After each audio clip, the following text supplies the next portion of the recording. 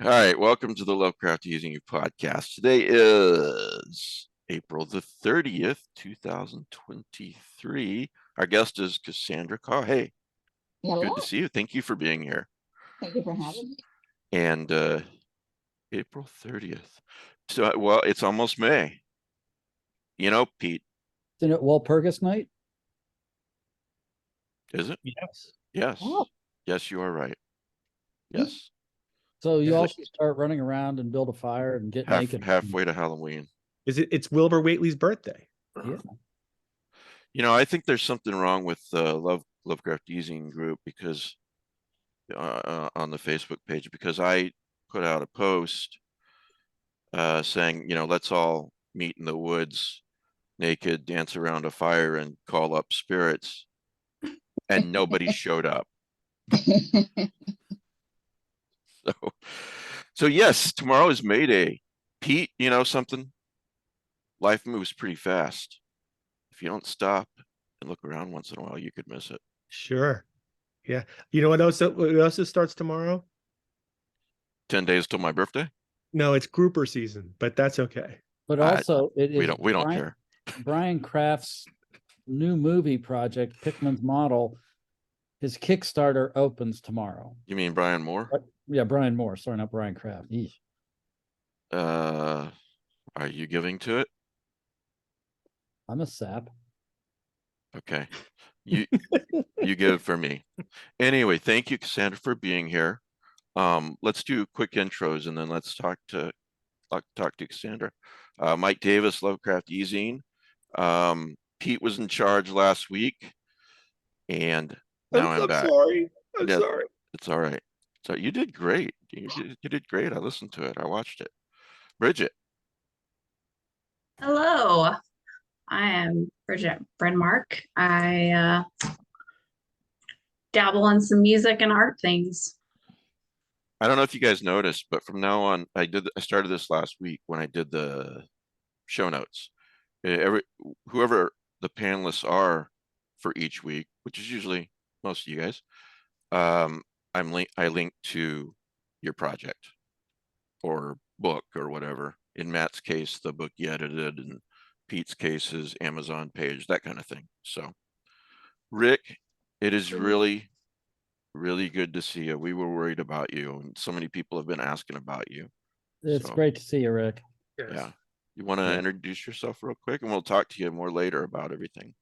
Rick Lay, writer and Pope magazine collector. DeBronzo.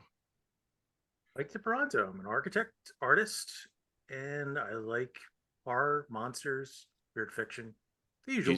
DC Comics. DC Comics and Marvel. Pete. Oh, what? Oh, yeah. Pete Rawlik. I don't know what I do anymore. I try to stay out of trouble. I don't know what you do either. Yeah, I think you write books. I do write some books. I review some books. Yeah. I have a I massive should read book. some of those. You should. Yeah, I'm kidding. I've read them. Mike, if you buy them, you don't have to read them. It shuts them up just the same. That's true. He gets the money. If you buy the good TV point. guide, you don't need a TV. Fair You know enough. what? Someone described this show a couple of weeks ago on Twitter as a party that you're invited to when you're a guest. So I'm so sorry, Cassandra. Matt, you want to introduce yourself Sure, now but that you're first no of all- longer Isabel? Yeah, first of all, Bridget just understates what she does. I mean, for her to say that she dabbles is like for me to say that I'm slightly handsome or a little bit funny. It's just That's not a Really good analogy. Neither one of No. those things are a good analogy. at any rate. That doesn't work.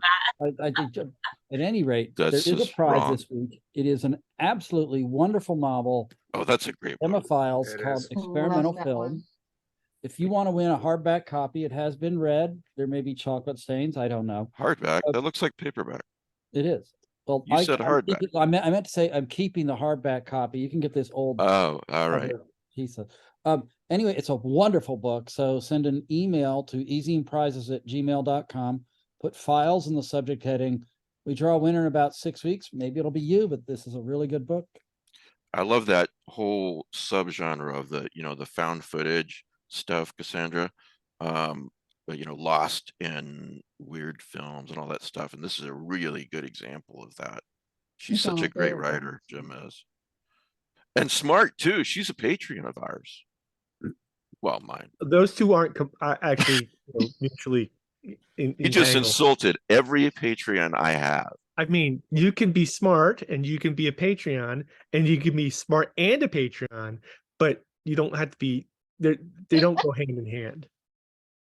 There's no causation there. I'm looking for the eject button Case for in you. point, I'm a Patreon. Yeah, so am I. So he's got a point. Brid- There you Bridget's a go. I Patreon can't too, argue and with she's you. smarter than all the rest of you panelists. So Handsomer too. Handsomer. handsomer? That's not the word. All right, That is better that is looking. really not the word. All right, at least Better looking is that Yeah. does it.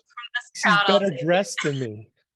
Only, So because, anyway, only because because I have this shirt oh on. nice. Nice. Oh, thank you, Bridget. I Knew I do liked you mine better too, than but the they're rest of these finished. people. I So, had okay. that shirt on. Cassandra's putting up with all our bullshit, so we should probably talk to her. Yeah, thanks to Giselle, right? Your publicist. She emailed me several months ago about your upcoming book called The Salt Grows Heavy, which comes out in 2 days on May 2nd, right? I know. This Tuesday. Oh, it'll do great. Book It's releases always scare the shit out of me. sorry. Book releases always scare me every single time. Yeah. It's just kind of feeling like you have this small infant child and you're like, all right, good luck. And you're just tossing them into the wolf preserve. Yeah. Just hoping for like, just luck out there. And And hoping you're- so. Go ahead, Pete. And then your publisher is like, okay, now what else you got? Pretty much like give us another child to sacrifice. And like, Yeah. You spent 6 years working on this one. You've thrown it out into the world, and they're like, come on. And then the Yeah, first let's go. review on Amazon is a 1-star that says, "I don't get it." I think I've got the 1 star for the wrong product. There's just something 1 star. I did not receive my bucket or something. Cover was torn. I'm gonna give it 1 star. Why? Yes. Thank you, asshole. Oh, God damn it, Langan's here. What an introduction. Turn on your camera. Why? Thank you. John, do you know Cassandra? Cassandra is fantastic. Cassandra is like my favorite person to sit next to at the Merrimack Valley Halloween Book Festival, when they made sure that all of our books and all of Ellen Datlow's books got sold. Random people would just come up, and Cassandra would just look at them and say, look, John and I can't get out of here until all of Ellen Datlow's books are You sold. remember? You need to help us out. And Ellen would just be sort of cheery, and the people would be like, oh, really? Here, let me buy some books then. And Ellen would be like, I don't know how I sold so many books today. Let me free you. Yeah. Did she exactly. really say that? She did. Yeah, totally. I love it. I forgot about it. And my claims kept getting more and more insane. As time went by. Well, That's he's not. true. That's true. The yeah, as the afternoon went on, and it was like, yeah, they became more and more elaborate. The sort of rationale for buying this stuff. You need to buy these books. They're insanely frightening. You need to buy these books. One of them has a secret golden ticket in it. Yeah, I need to have her hype my Patreon, man. She's a good salesman. Salesman, salesperson. Also, Cassandra went out and brought me back like an energy bar that got me through the rest of the afternoon. And the funny thing is, I don't remember what kind of energy bar it was. I mean, it worked though. And I've been questing through different supermarkets and convenience stores, trying to find that exact brand of energy bar, but I haven't. It's called What's it called what? called? Quest. But You've been questing for the quest. It is kind of redundant, right? Or meta. But the Quest I found has flavors like birthday cake, and I'm like, the one Cassandra brought me had like it was like strawberry or something, and I was like, okay, that's what an energy bar should taste like, not birthday cake. He's not saying the real reason is that she kept slipping him alcohol, and that's why. That was very good. Anyway, John Langan is here, folks. Hi, everyone. Sorry for being late. We're No, used you're to it. not. We're You're used not to it. sorry at all. Well, I'm at least pretending to be sorry. I'm at least saying I'm sorry. Yeah. I care enough to lie. If you listen, It's- you Cassandra, know, I if you said- ever edit a book and you invite John to be one of the writers in the book, I can give you a few pointers about how long it's going to take to get that story from John. But in fairness, it will be awesome once you get it. Overlong, not on time, and over budget, but you'll love it. It was all those things, and I did love it. Like Yeah. Sort kinda of like the Ishtar of the horror community. yeah. No, Did I tell you, just quick aside, but did I tell you that John Paget is working on narrating Anchor? Yeah, you gave me permission, so you know that. So Yes. So yes, that- yes, I did. Yes. yeah, he's behind, but we'll have that in a month or two. It's okay. Pretend like you knew. Waterworld. That's maybe a better. People don't really know Ishtar anymore, but if I say, I don't even know if people know Waterworld anymore. The Kevin Costner debacle. Yeah, I'm trying to think of a film that was incredibly over budget and terrible, Like Annabelle? Ishtar. like Ishtar. There you go. Battlefield Earth. There you go. Oh, Battlefield yeah. Earth. Oh yeah. You think to keep Pete and Mike Toronzo are the king of the bad movies? They are limited to one genre. In I like the theory, way that you just suddenly put the car into fifth and just shot out in front of everybody, and they're like, "Oh my God, where did he come from?" And you're like, "I'll see you, your Battlefield Earth." in theory, we're here to talk to Cassandra for the first hour or so. Cassandra, I read, I was lucky enough to get an early copy of The Salt Grows Heavy. But do me a favor, just pretend like we're all professionals, and we'll get through this. Sandra's a writer, not an actress. Okay. Professional what? Yeah, exactly. You know, in my I haven't worked that part of the out. state, in my part of the state, we get arrested for being professionals. Professional. So Oh, you you're must in have been arrested a lot. Yeah, I'm just thinking Florida, like I feel like there's a Disney joke to be made here, but I can't yeah. quite. And he lives down there on purpose. down. Of course, so did Travis McGee. So still lives Right. in Cedar Key. Mike, he was made up. Yeah. He's What? not No. real. He's No, not real. that's not true. That's not true. This is an intervention. This is what Cassandra specializes in, and that's why they've agreed to come on board to help. Hey, even Jimmy Buffett said that. What? It doesn't work if I don't stop laughing. Well, I didn't This say you were- interview has I- been a success. I didn't say you were good at interventions. Just It's just her Buy specialty. the book. Thank you, people. Good night. imagine that you hire someone for an intervention and they can't stop laughing. Like my third marriage. You suck. Stop it. You suck. Stop doing what you're doing. You're gonna be end up in a van down by the river. Anyway, so yeah, And scene. back to trying to be a professional. Cassandra, I loved The Salt Grows Heavy. Well, thank you. And John, I believe you've read it too. I And blurbed it. that's right. And okay, no kidding. All kidding aside, you write like a poet. You Oh, really, thank really do. That is such a great book, as are your other books. But yeah, it's and what a very unique idea. Could you, with no spoilers, would you tell the audience maybe a brief synopsis of The Salt Grows Heavy?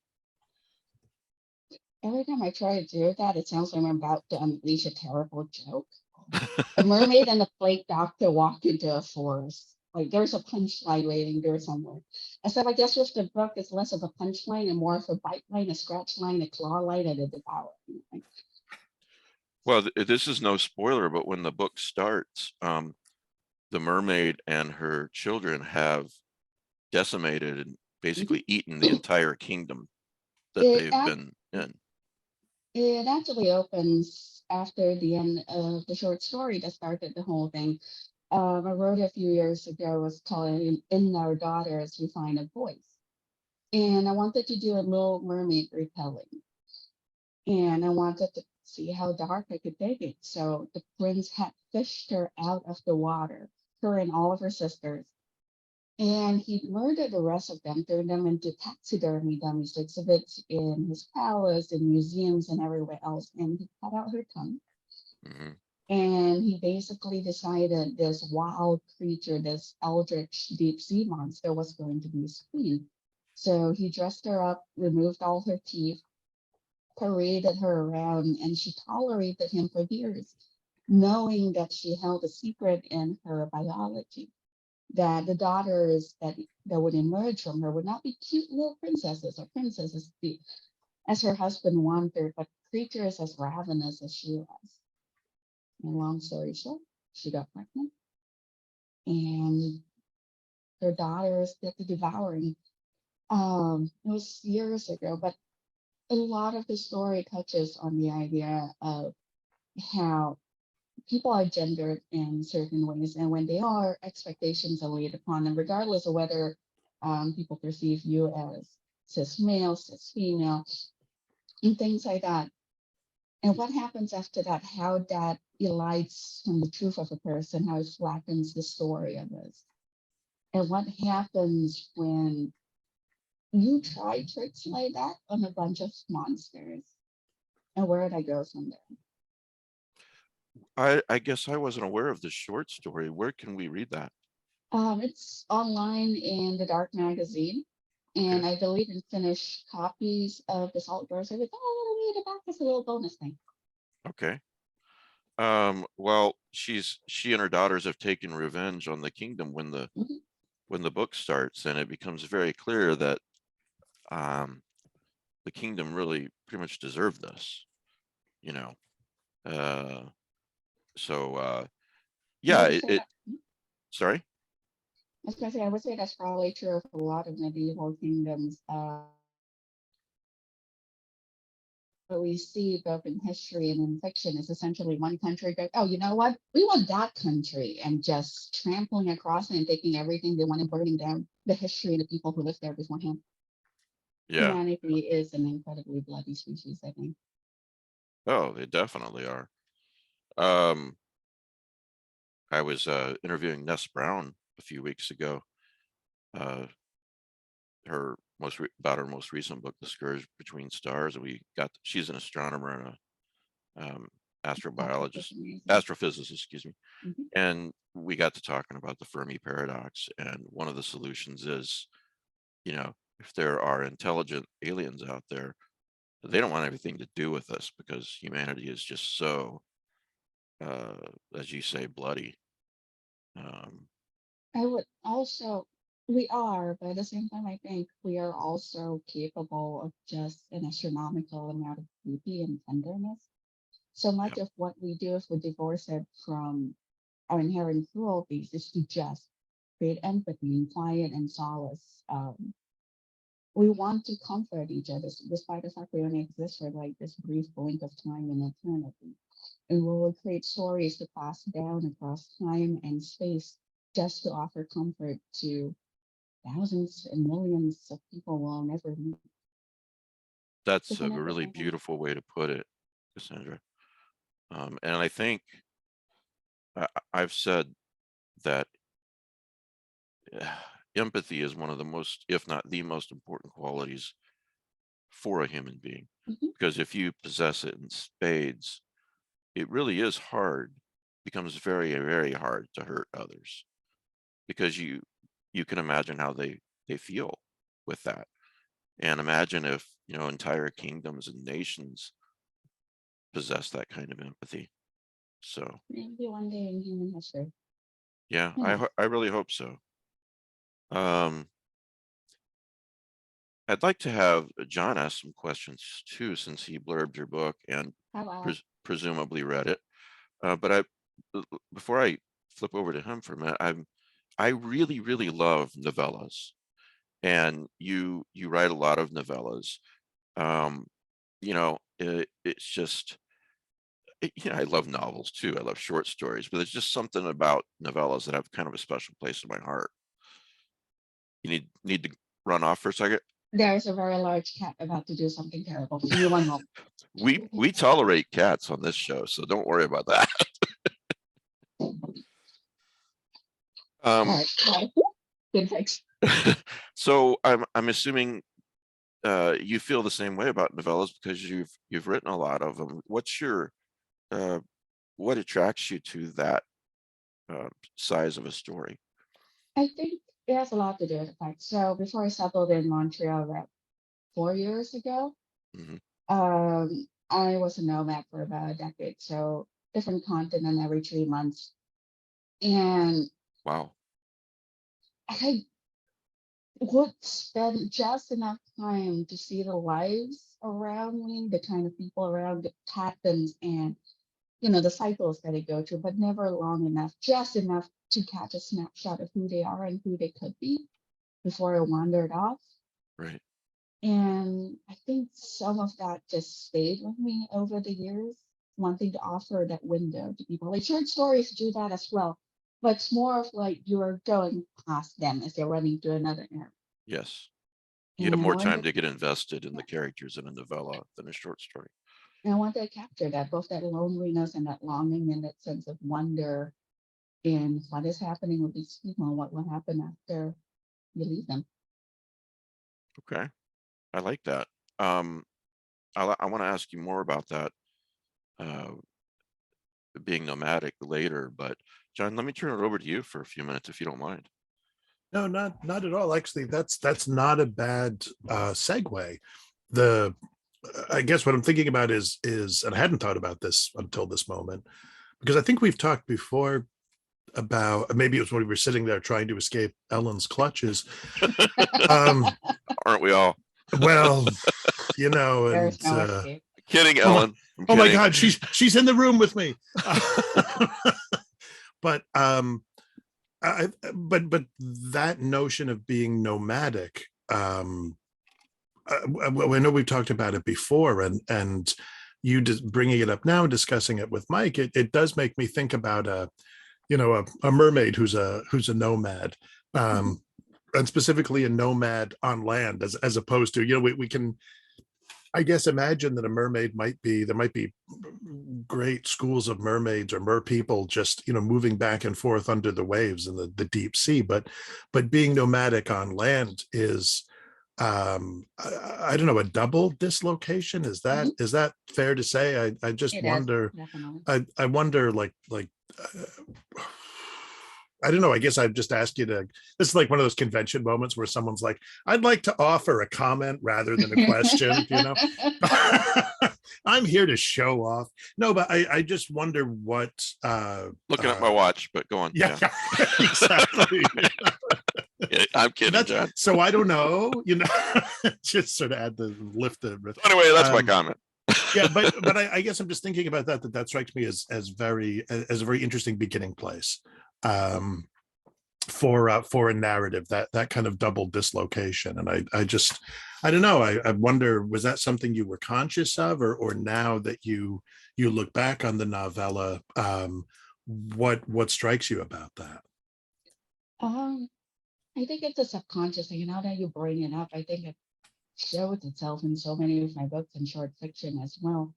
I was born and raised in Malaysia. This isn't even my native accent. When I showed up in the States the first time, I had that very typical fresh off the boat accent with a very different mentality from the people around me, because growing up in Asia, like, it's different from the West. And so having to almost rebuild a sense of self and just move around to it, but never staying anywhere long enough to figure out the fine details. I think it's stuck, and I think it's seeped into all my characters.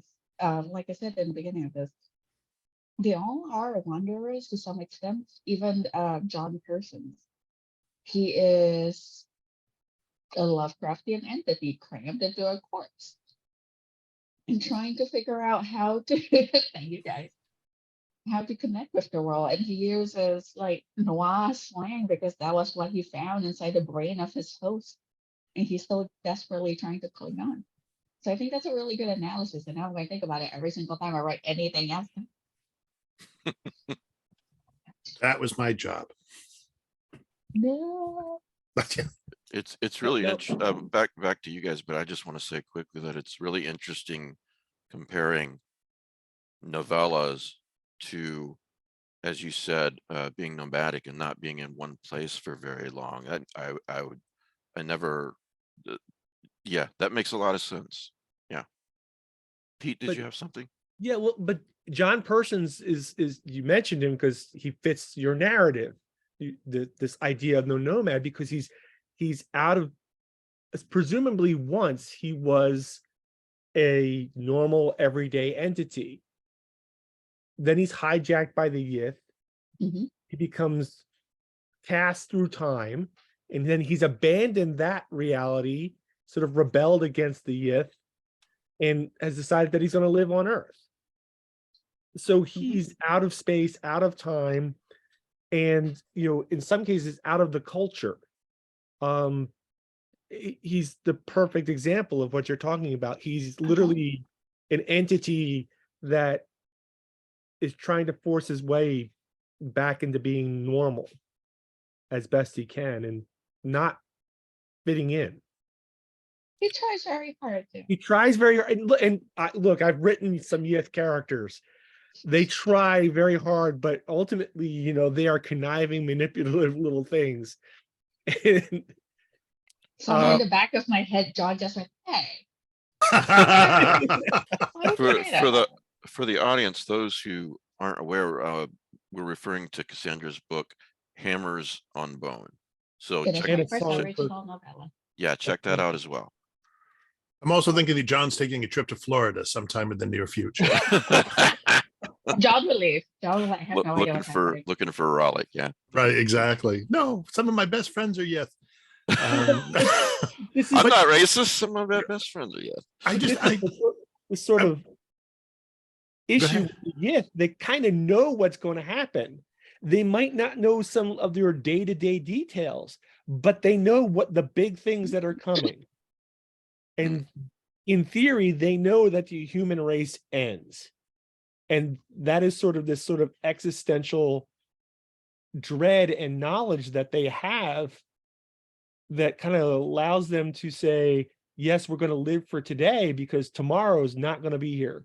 And we have the option of leaving. I've always thought it was a really good metaphor for like just being human as well. We are all similarly aware of these things. We're going to die. We're going to suffer certain things. We have family history that tells us what the path to the future might look like. But we still live for today. We still make the connections. We still have fun. We still create. We still make friends. We fall in love. Yeah. Just because there is no meaning, ultimately we assign our own meaning. So There's also something at this particular moment in time, as the planet is lurching into, it's already in something. It's already in, I think I heard Gemma Files describing it as a soft apocalypse. The sea levels are rising, et cetera. And so it's beyond the knowledge of our personal mortality at the moment, right? It's the knowledge that as a species, things are not looking good. Now, maybe we pull it back at the last minute. I mean, I hope so, but nonetheless, there were bad things already happening. And so in that regard, the Yith gain a kind of extra, I think, kind of resonance of this awareness of this larger catastrophe that, I think about it in terms of my younger son. We were talking not that long ago, and he's, God help me, he's going to be 20 next month.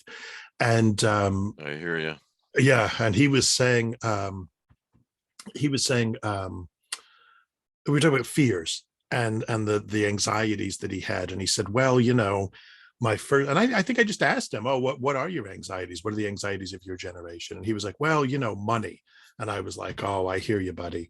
And he said, and climate change. And I was like, wow, really? Like I felt like so tuned out, that should have struck me as a surprise. But and he's not alone.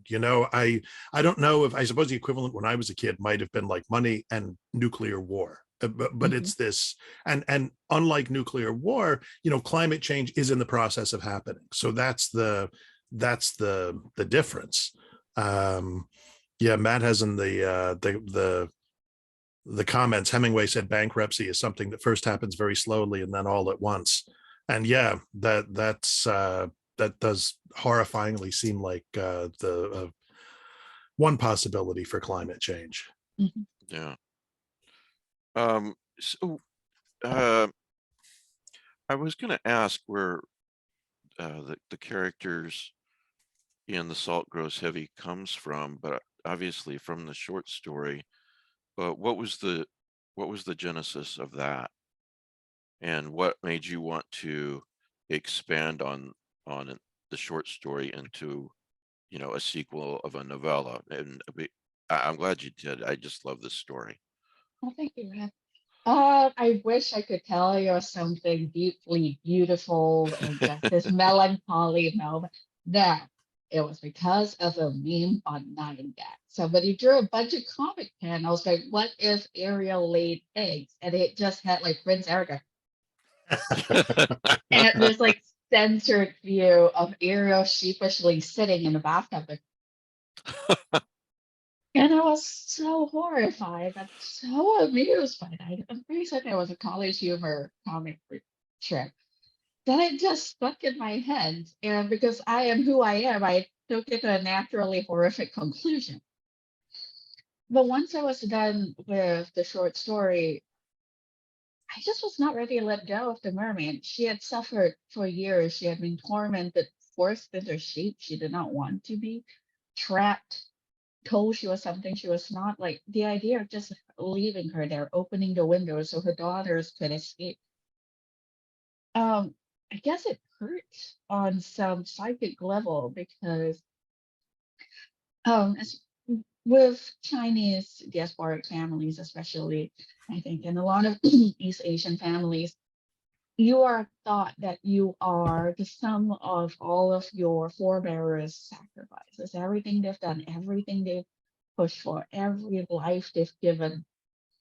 It is for you to grow the clan. It is for you to improve on the fortunes of the people that came before you. Like my mom's parents apparently came from China to Malaysia, and they spent the entire time standing on like 1 square foot of shit, clutching at each other until they arrived, and they worked as laborers. And there was not a moment when she did not know that they sacrificed everything from her, that they suffered for him. But I didn't want that for my characters, and I think want that for myself or anyone else in my generation or in the generations before that. You should not give your life over and just hope that your children will have something better. Yes, the future generations do deserve better, but your life should not just be a thing of sacrifice. And so I wanted the mermaid to have her own story. I wanted her to walk out. I didn't want her to go, well, this is it. We'll see what the next generation gets. I agree. But like a lot of things in life, it's a balance, and it should be a balance anyway. I love my son more than life, and I want everything great for him, and whatever sacrifice I have to make, I will do. But at the same time, I only have one life too. Yeah. And every day I've got to get up and pack as much joy into that day as I can. There is, if you'll excuse me the segue here. Sure. There's a hell in Asian mythology that is reserved for people who have not lived their lives. And I remember reading the story when I was a lot younger about this one guy who did everything right. He was a nice, true, honest fellow who did everything for everyone else, but he still went to hell. And he was like, if you excuse the pun, why the hell am I in here? And the gods of hell were like, you wasted that thing that we gave you. You wasted your life, a life that you could have used to improve yourself, to see the world, to just exist. And that is a sin. So yeah, to your point. I You love only that. have one life. I love that, Cassandra. Yeah, that's great. It, you know, uh, about the mermaid, uh, describe the physiology of her just a little bit. You know, it's so amazing how, um, as you read the book, you realize how unique she really is. You know, for one thing, teeth that can tear you apart. You know, I would say from a glance, she is unusually lovely. Neon hair, bright iridescent crystalline eyes, almost translucent skin. But as you lean a little bit closer, as you pay attention, the joints don't quite fit right. The facial features are not quite correct. It seems like things can distend the way they shouldn't be. They shouldn't. Uh, and she is in some ways an immortal creature. She is croaky, she is a little bit eldritch, and she is in some ways defined by the influences around her, much like we are. at the beginning of the book, she's become, or is in the process of becoming, maybe that's more accurate, friends with the plague doctor. Mhm. And he's wearing this plague mask, right? And then later on in the novella, she learns more about him as well and why he identifies with her. I think it's a beautiful book, and it, it- you know, in my mind, it's also a book about love and friendship. Perhaps not romantic love, but you know, she she does a lot for him, especially at the end of the book. As I said, I don't want to give anything away. Um, It but is. I think given what they are, um, the mermaid has suffered her trauma. She is also an utterly alien creature. Same as the white dog. They're an unusual being unto themselves. And I think given their circumstances, they're not necessarily the kind of being that knows traditional romantic love. But right, it is about love and friendship. I think in media there is just such a predominance of romance. Romance is the end all. Romance is the thing that we all need to crave and want beyond all things. But the truth is, our friendships matter as much. We all lose our partners if we have one in the end, or they lose us. And the people who stay, they're friends.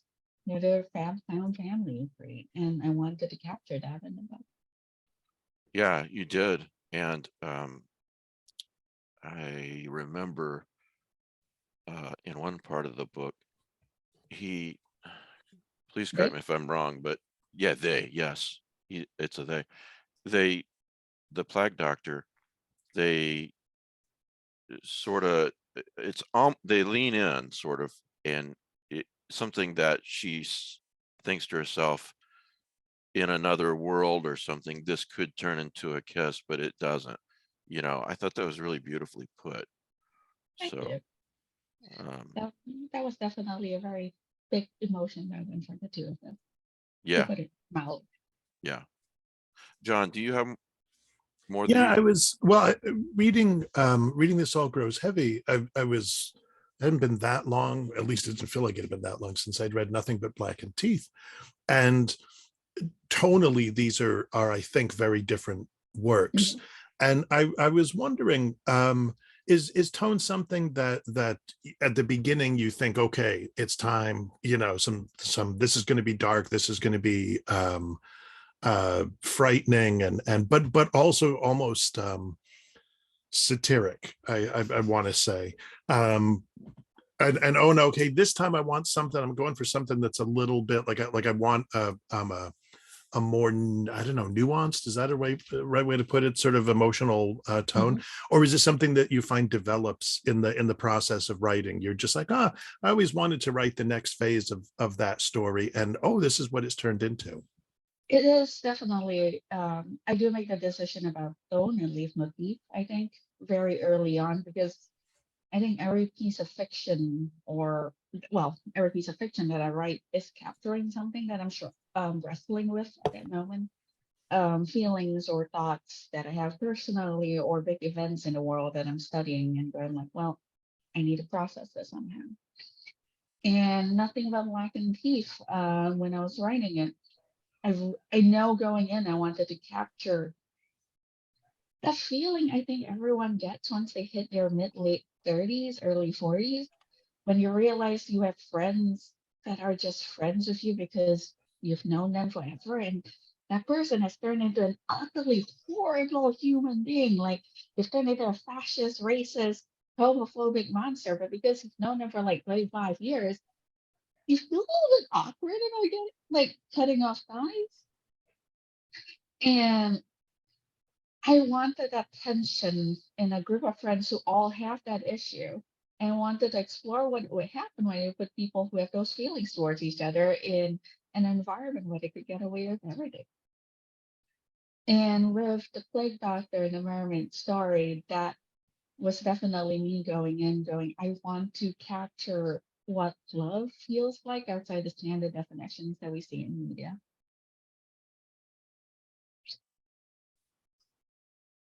Okay. Can I get off topic just a bit? I mean, Sure. you're an established writer, like appearing at conventions and stuff, but you don't have much of a back catalog at this point. So like you're still at the very beginning of your career. Mhm. And a lot of the people who listen to this podcast may not have encountered your work before. So we'd kind of like to know something about you, like what is your background? Who are your influences? What do you have in the works? Just some more stuff about you as a person, as a writer. Absolutely. Do you want to know about me as a person first? We know that or you were my on the influences? run for decades. We know that We you were know on that the you run were for in witness. decades. We know Right. that you were in witness protection. You were No, being in one chased by agents Or of it could be like, the what in one got you interview- into writing? How did you develop your writing skills? Yeah, let's start with this. There's a to your point, Matt. I think this was a Tor interview that I'm quoting from, where Cassandra wrote that I grew up in Malaysia. That was a country steeped in ghost stories and legends about otherworldly things that might, because they felt like it, pop all the bones from your body and lay them neatly down beside your shrunken corpse. In the idea the dead were there minding their own business, utterly disinterested in you, except when they're not, and God help you then. And you also mentioned in another interview that you had a traumatic childhood. You felt like you were trapped there, and then that influenced you into becoming a nomad for a while. Yeah, Malaysia. It was hard to go a day without hearing a ghost story. My favorite story about the country, my motherland, is that every year you have the Hungry Ghost Festival. And each neighborhood would see enormous stages just like being erected overnight. And then variety shows would play, and you could just hang out and watch, and they were great. Except the variety shows would just continue on till like 2, 3, 4, 5 a.m. in the morning, and people would continue performing as though it was a full house. Because that what it was. The performances were meant for the dead, who were back for 1 month to do whatever they needed to do. And so I think a lot of that stuck with me. And horror has just been a part of my soul as a result of it. And I think that is also magnified by the fact, like I've mentioned in numerous interviews, I did not have the best childhood. My parents were incredibly abusive. I'm so sorry. And I had an incredible run of bad luck with medical situations, including once waking up in the middle of surgery with things in hands still inside me. gosh. It took me, I think, about 15 years plus to realize that the medicine hadn't kicked in. I had just passed out for pain. But also all of that led, along with like a hypochondriac bent, into a fascination with the human body, with the workings of it. Body horror is really close to my soul as a result of it, because I think it's a universal fear that we all have. We like walking around thinking that we're a discrete unit, that all we see is all we get, when it's just like, I don't, we don't want to play. But the reality of it is there is a whole bunch of things happening, and we have no idea if we have parasites or other things growing at any given time. We don't often don't know until it's too late. Right. And all of that fed into the writing, partially because I went up to my mom, I think when I was 18, I was like, I would like to be a forensic specialist. And my mother was like, absolutely not. No child of mine will ever play with cards. Go study computer. Okay. But yeah, so I ended up going to computer engineering as a result of it. Worked with AI for a while. Ended up going to games and tech journalism.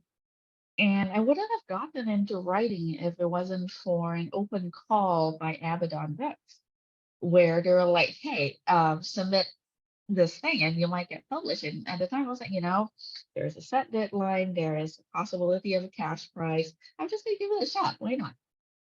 And it kind of kicked off things for me. Cassandra, I'm absolutely not trying to butter you up when I say this, but you are absolutely one of the best. I've read thousands of Oh, books in my life. I'm about to turn 52. You're absolutely, really, I would say, one of the best writers that I have ever read. It's your command of the language, almost as good as you, Pete. I'm sorry. Yeah, your command of language and description, and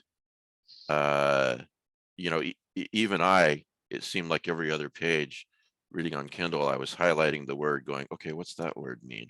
You know, and and as I say, it's a poetic style, especially in this Salt Grows Heavy. It I seems to me, struck me that way. Let's put it that way. I wish I could say it was intentional and the result of like intense research and work. Uh, the truth of it is I have synesthesia, lingual gustatory variations among others. So it is entirely impossible for me to do workman prose on an expanded level because it just tastes like dry saltines in my brain. And no one Yeah, wants that. And I basically write to have the right flavor in my brain. And that really is how a lot of it comes together. Uh, the word stuff is because I have a very extensive vocabulary because I was a very lonely kid. And for I think 2, 3, 4 years of my life, my favorite book was the dictionary. I literally just sat down for hours at a time just reading the dictionary, just intensely in love with it.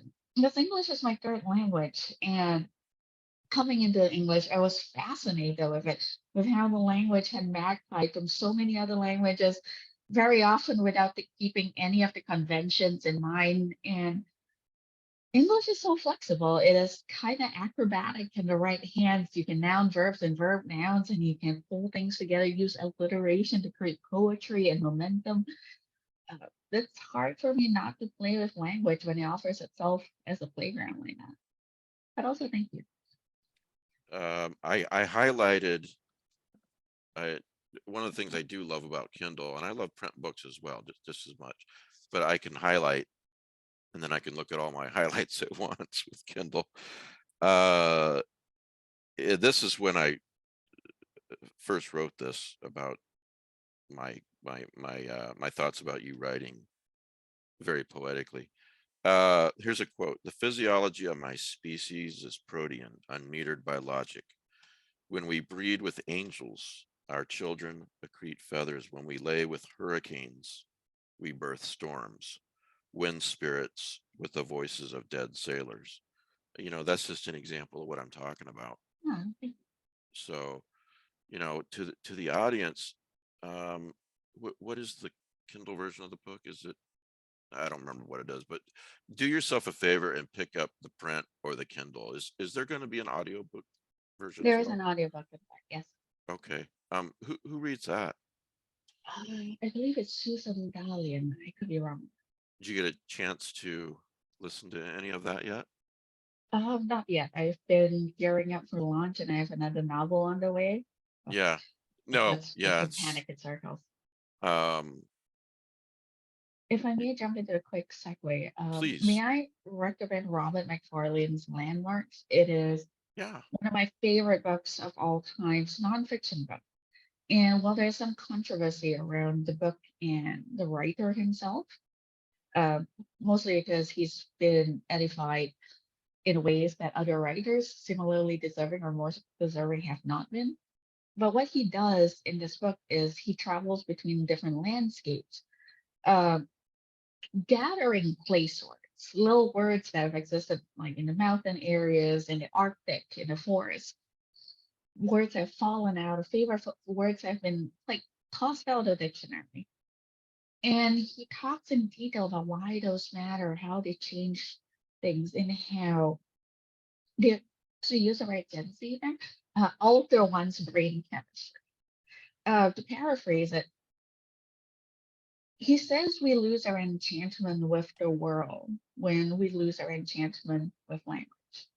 When everything is just a mountain, when every shade of orange is just orange, it does not motivate us to explore, it does not encourage us to understand the nuances of it. It flattens the world, and in a way, it flattens our lives. So if you like poetry and just like poetic language, I'll pick this book up. And it's astounding. I love it more than anything else. I will. What's the author's name one more time? Robert McFarlane. Okay, and it's the name of the book is Landmarks. Yes. Okay, yeah, I will definitely pick that up. I'm very much a poetry reader from way back, so yes, I need to read that. Thank you for the So good. recommendation. So Yes, Pete. so it's interesting because all right, so everybody, but you probably don't know Cassandra, but I do a lot of fishing. And I'm a marine biologist by training. And one of the things that I look at is the naming of fish is really dependent a lot on the culture that first encounters it. Yes. Like there's a fish called the monkfish. Well, because it looks like a monk. But in order to name it the monkfish, you have to know what a monk is. So sort of, it's an interesting kind of thing that, language builds on itself. It really And does. the names of animals and place names and trees all build on this idea of things that we already know, which is sort of what we're talking about here in the names of landmarks. And it's often when I'm reading some piece of fantasy or whatnot, and you see a word and it's like the word Zephyr. Mhm. Zephyr is a strictly Greek word. So if that word appears in your fantasy, then your language is derived in some ways from Greek. Mhm. So I guess the point I'm making is that language, just like you were talking about, gives you landmarks and guideposts It to does. what came before, and you can see it in everything. Just think of, yes, that just yes. I love all of that, and so much of it's true. I was also gonna jump in to say, like, isn't there like a sea caterpillar right now that's named Yes. Pikachu something? Yeah, yes. So now Like, we're naming animals after we're giving them Latin names that are now tied to things that are fictional. Like I but think Mhm. there's But I don't think there's anything wrong with any of no, that. Like Narcissus and Narcissus. right. And I keep thinking about what it's going to be like a few hundred years from now, assuming humanity is still around and they discover the sea worm named Pikachu. And it's silly to us now, but Pokemon was a phenomenon and is a phenomenon. It conquered the globe. And just this one artifact from our time will linger there. And how would that will change? It's so neat. I love language. Isn't there a spider that was named after Lovecraft? Something. Was I there? Was there? Yeah, there's some invertebrate was given like something Lovecraft. I feel Oh, like that's the light. isn't Was there that- a place on one of the landmarks on Pluto. Pluto that was named No. after Cthulhu or something like that? Oh, I'm delighted by this. Yeah, one of the that's true. So, it's weird how we were adapting things like that. And I think it, oh, Go ahead. sorry, I didn't mean No, to cut you off. you go ahead, please. And I think it ties a little bit to what I said earlier as well about how we create stories for each other for generations down the line. The Cthulhu thing on Pluto, the Pikachu theorem, in many ways, it is reaching into the future, telling people, by the way, this mattered to us. This was lovely. This was so interesting that we had to tell you about it. And we had to preserve it in history so you can find it again. It's such a I beautiful love the little way you look at that. stupidity. Yeah.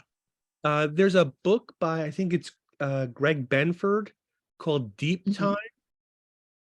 And it's about how human beings communicate to each other across, you know this, Cassandra? No, but I have a story related to that. It's about how human beings communicate across not years, not centuries, but millennium. Mm. And how possibly to design those communications to the future when English goes away. It's like, what are the Rosetta Stones of the future? So Yes. That's like the sorry. book, like How to Win the Time War. Did you read that by Yes, I love it. Amal El-Matar? yeah. And Well- Michael Gladstone. What were you gonna say related to that, Cassandra? Just it's a segue, but on the topic of deep time. So there is a Canadian artist. I'm going to mispronounce his name. I'm so sorry, Jeff. Jeff DeBoer. He trained as a jeweler, and according to the story, during the final year of his studies, they were like, his teacher was like, "Okay, you're gonna make me a piece of fine jewelry, all of you." And he was like, "You know what? This is really boring." So he makes a teeny tiny, perfectly beautiful piece of armor for a mouse, like intricately detailed. It is the most gorgeous thing. I'm going to link it to everyone. He's on National Geographic, in fact. And the teacher kind of looks at it and goes, "You know what? Never stop doing this. This is brilliant." And he does not. He went off and made an entire life about designing cat and mouse armor. They're some of the most gorgeous things I've ever seen. And I had the opportunity to talk to him, and he was like, "You know what? The work that I'm doing, it's not for people right now. You know, it's great that the museums love it and like everyone else thinks it's cool and all that. But it is for a deep time." And I'm like, "What are you talking about?" He was like, "I want hundreds of years down the road." I don't know if he meant this seriously or he was just trying to entertain us, to be clear. So do not take this as like a definite truth. Thousands of years down the road for people to find my armor and wonder, "Oh my God, did the people of like the 20th century have their cats and mice fight each other? What the hell is going on?" Right. So And this I is like, love it. it's I don't know the if you huge- guys saw it, but I just shared the screen and showed that mouse armor. So it's the huge joke that like people who are renovating houses, they go to the Halloween store and they get fake bones and they put them underneath their floorboards so that the next person that does the renovation gets freaked out. It's wonderful. Just talking to each other through deep time. Yeah. Again, do not know if that story from Jeff is true. Just to be clear, that was the one I heard from him. So apologies, Jeff, it was not correct. But one of the things that writers do is I try to teach my girls this: never let the truth get in the way of a good story. I do appreciate that. Just, if you need to embellish something a little bit to make it a better story, just go ahead. Just lie a little bit. But And this is how we have novelists.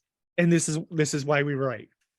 See, I think Kurt Vonnegut also used deep time pretty well. And this might have been in Breakfast of Champions, I forget, but what it was about. One of his novels, I think, was all about an alien race was sending a messenger from one side of the universe galaxy to the other for a new species they discovered, and the guy like wrecked on Earth or something like that. And so all of human history was this alien species trying to influence the humans to make the part this thing needed for its Oh, spaceship. I love that. So all wow. of humanity's accomplishments, Forgot like about the that. Great Wall of China, was a message that says help is on the way. Oh, You I know, love that. and it's like the so pyramids much. say, not long now. And it turns out that when humanity finally creates space travel and like gets this thing to the moon, and it's like just like a 3x5 piece of metal or something like that. And it says, well, what's the message? As the guy gets in his spaceship, he's, oh, we're saying greetings. There's a Doctor Who 2-part episode that is the same thing. Is something very similar, excuse me, where this alien race behind the scenes is influencing Earth, and they don't influencing the human race, and they don't even know about it. It's Day of the Moon, I think, is the episode. I have to check it out. Yeah, season 6, episode 1. So, yeah. I have to tap out slightly soon. Oh, no problem. Can you, so the name of the book is The Salt Grows Heavy by Cassandra Khaw. And your other books, while they're waiting, Hammers on Bone, we were talking about that. A Song for Quiet. You briefly talked about Nothing But Blackened Teeth. Anything else that Yeah, what's next? What's yeah, next? Yeah. The co-written book with Richard Cadre about Julie Cruz in New York. She is a coked-up alcoholic psychic investigator who is down on her luck and makes the worst decision of all time. Richard contributes the actual noir pulpy feel of it, and I drenched it in so much body part already. Nice. Okay. When will that be out? Oh God, October. I will never stop releasing books. And next year, with luck, an IP project is going to come out. I'm really excited about it. Can't tell anyone anything more. And I'm also finishing up work on a dark academia book that is essentially magic schools meets battle royale. And I'm gonna leave it at that. It's gonna be my plottiest, brain twistiest thing ever. I have 7,000 words of outline and still growing. That sounds great. Yeah. Well, I hope I will pull it off. I have no idea. well, everyone, don't wait till May the 2nd. It's really important to authors and publishers. Pre-orders are really important too. So Pre-orders help us. yeah, I'll have the link in the show notes. Just go ahead and pre-order, and it's a Thank you so much. really great book. Keep in mind that Cassandra cannot get out of their apartment until there's a certain number of pre-orders that have been reached. It's the Ellen Datlow thing, but even worse. So please, people, come on. Nightfire is multiple people watching my door. Yeah, exactly. So help a writer out. Just pre-order. Come on. Andrew can only do talk shows like this until she sells those. And Right. You don't want Cassandra to have to come back onto this thing every week. I mean, come on. Well, I was gonna say, I heard that you're a fan of Premi Muhammad. If I'm saying her name, Yeah. she's gonna be on the show in 2 weeks. Oh, that's lovely. So yeah. She's So an anyway, absolute I know wonder. you have to go. Thank you so much for being here.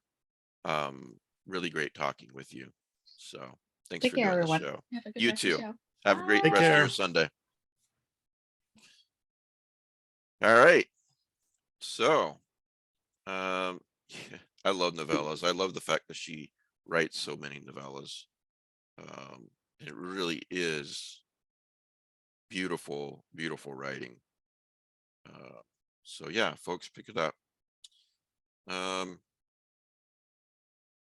right. Well, we are very happy that Rick is back. How you doing, Rick? Doing fine. Good. Good. You're getting there. So you wanted to talk about the Doom That Came to Gotham, you told me. Yes. So you saw it. What'd you think? We're talking about the movie version. Yes. And it's a great cartoon. It's for those, it's an Elsewhere story where I think it's set just after World War I. And Batman, he has Alfred, and he has a group of kids who sort of one is a version of Dick Grayson. Another, I think, is the current version of Batgirl. Yeah. done. She's Asian in the film. I'm not sure if I think she's Eurasian in the comic. And they have to deal with that Bruce Wayne is descended from a cultist family. In fact, well, I don't want to reveal too much, but his father has a very different background. Dr. Thomas Wayne. Oliver Queen's in there too, and he too is descended from Yeah. that. It's sort of their version of what was that? Society of Owls or Oh yeah, the Court of Owls. Court of Owls. It's instead of belonging to that secret society, they belong to something Lovecraft. And Yeah. it looks like the Ra's al Ghul is sort of combined with Abdul al-Hazred. And Ra's al Ghul is trying to bring Yog Sothoth.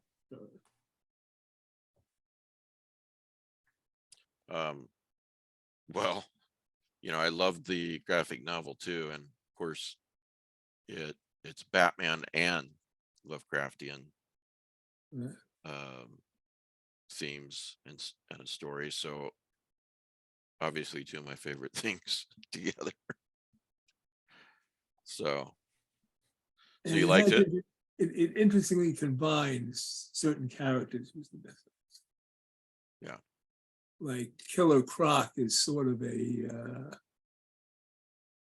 something more akin to a Serpent Man. This version.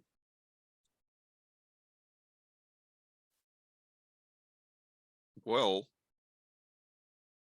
What I thought that was a very good movie. I think like, I don't know how big an overlap there is with people like Batman and people who like mythos sort of stuff, but this really brings the two together quite well. They didn't make like any concessions. I don't think they tried to dumb anything down for either group of fans. You know, I thought the art was very good too. Even they didn't mimic Mike Mignola's style, which is too bad, but I still thought it was very good artwork. And I thought the music was good too. yeah. Well worth watching. It's like you can stream it now from Prime. Well, on that note, I just found out yesterday that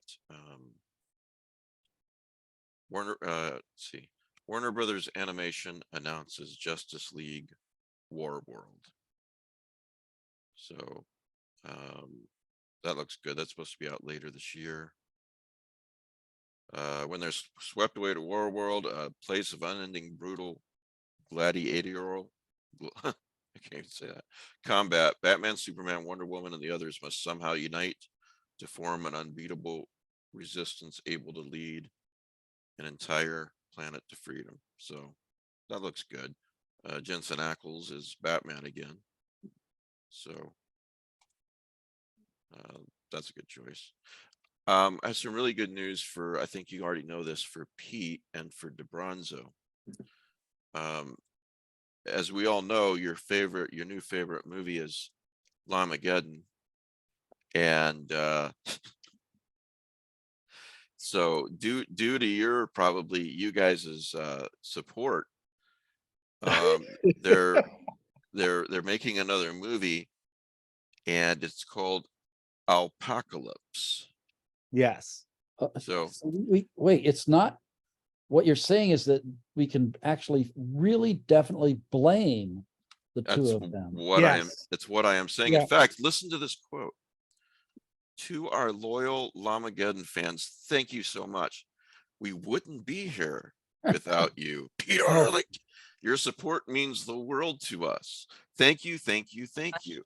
It is because of your support that we are proud to bring you Alpacalypse. We just need a little financial help to bring this monstrosity to the big and small screens near you. Well, they are thinking big on the big screen, really? So, Oh, people have jumbo TVs. that's Yeah. failed science experiment turns disastrous when a group of genetically engineered alpacas, am I saying that right? Yeah. Escape from the lab. Huh? Okay. As their powers grow, so does their furry fury. Their furry fury. I like I that. do feel the first part that you read. I feel like that's basically what the indictment is going to say. I can see this. I can see in the future, about 15 years from now, when I'm in my 70s. When you're in Rikers, go on. Yeah, when I'm in my 70s, This is what you're going to be known for. I'll be tottering around at some convention, and these fans will come out of a screening room and they'll see me. And it's like, it's your fault. And you'll be trying to hobble away on your walker. Or, Yeah, exactly. Oh, You and your whore mouth, Rollick, you did this. thank you for that, Langan.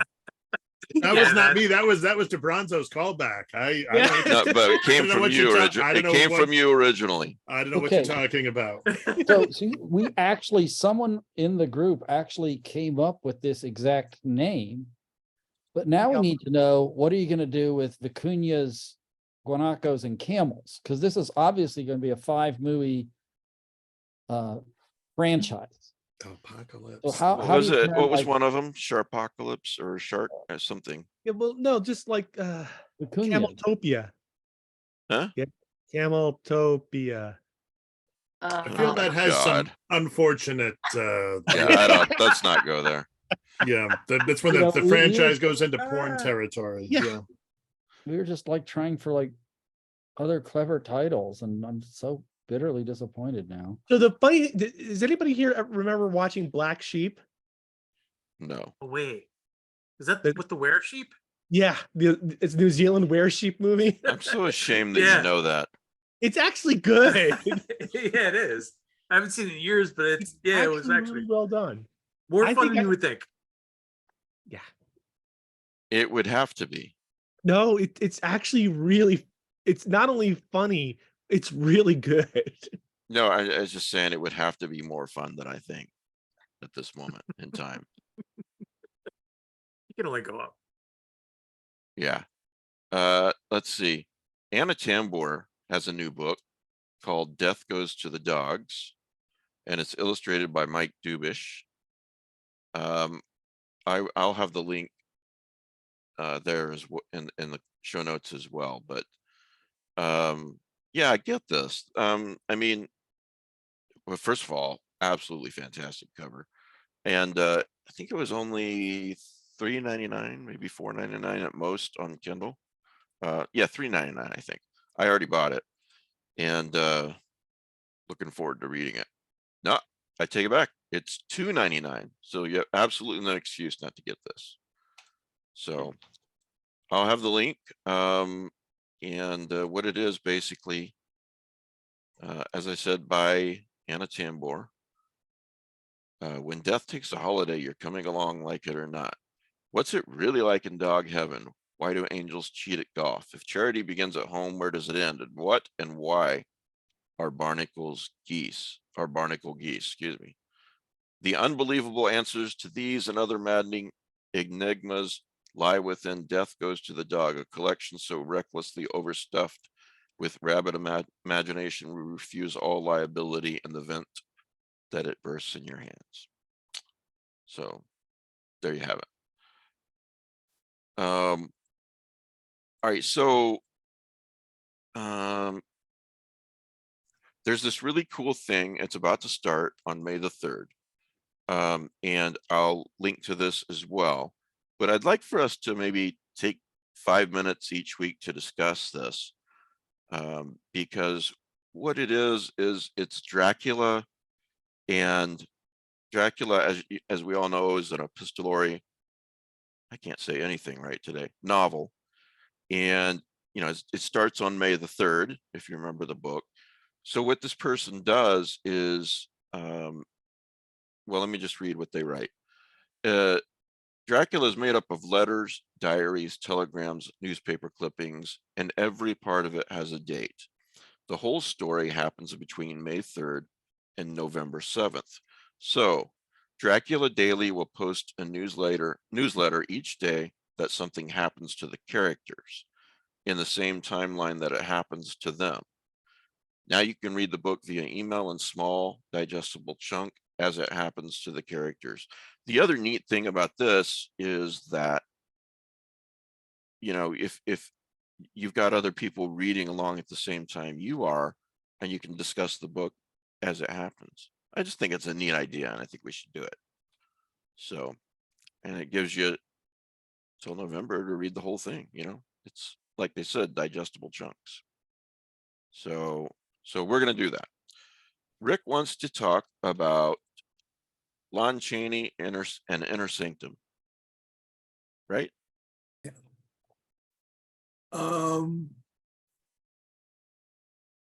I've started to watch the silent movies of Lon Chaney.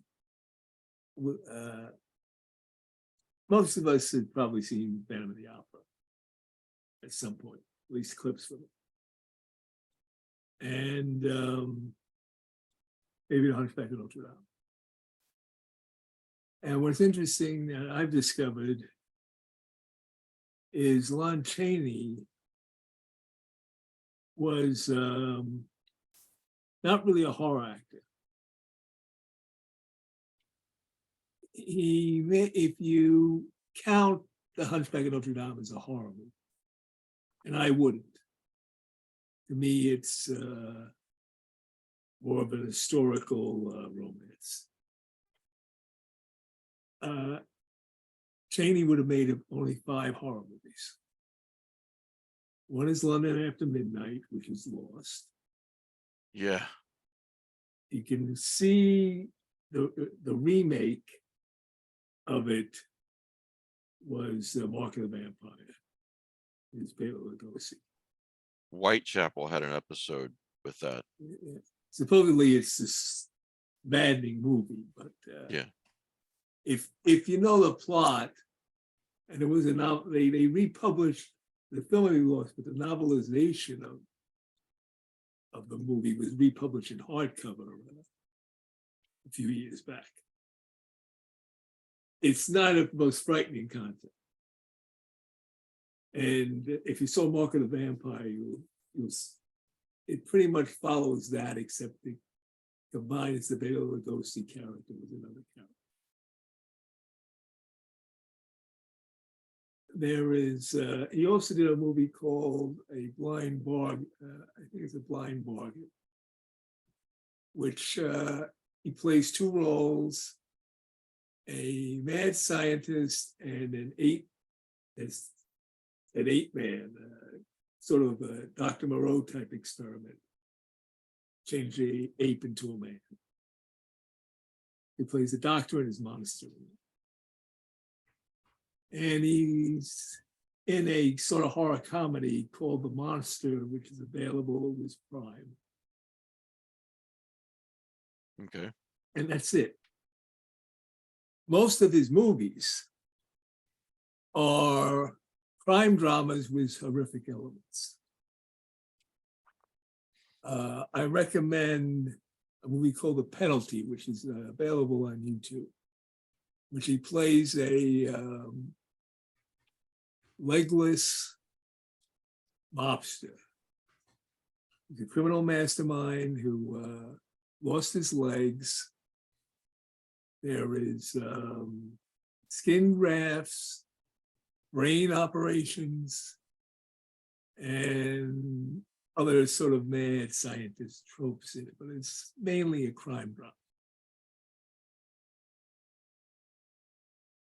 There was also another movie called Mr. Wu, which was sort of it was based on a play that was written in 1913. That was 1 year after Fu Manchu appeared in British Magazine.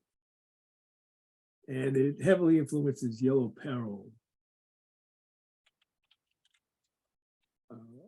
fiction.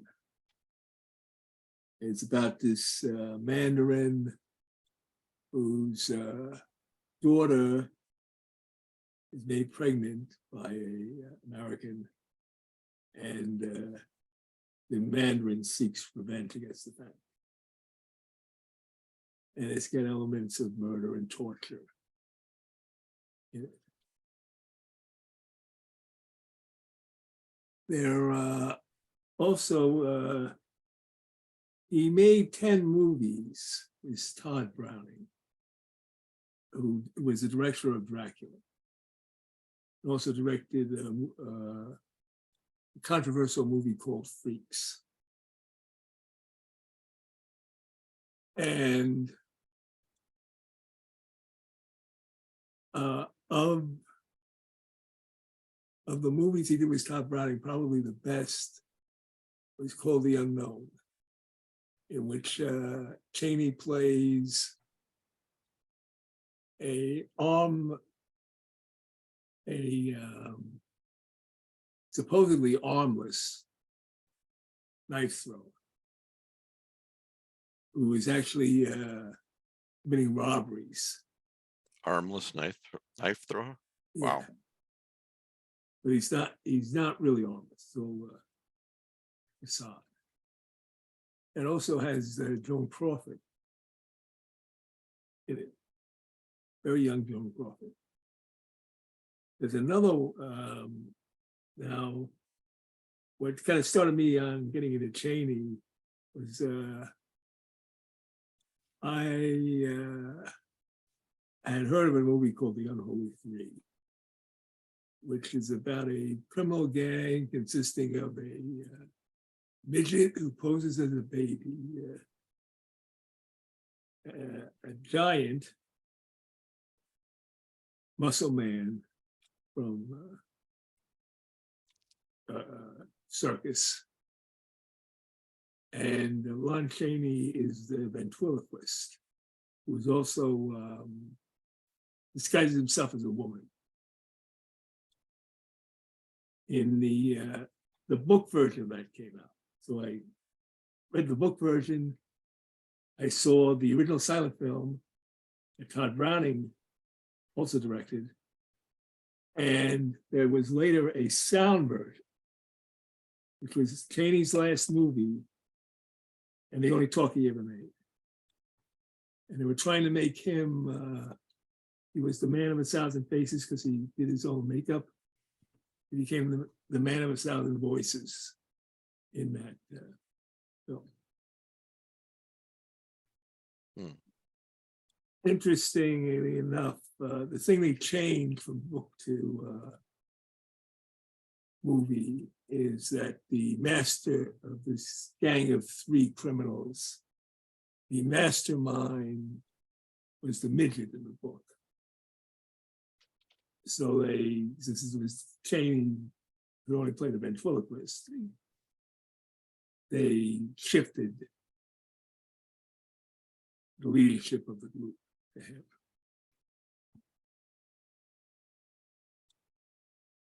There are some other, I'm going to watch more Chaney movies.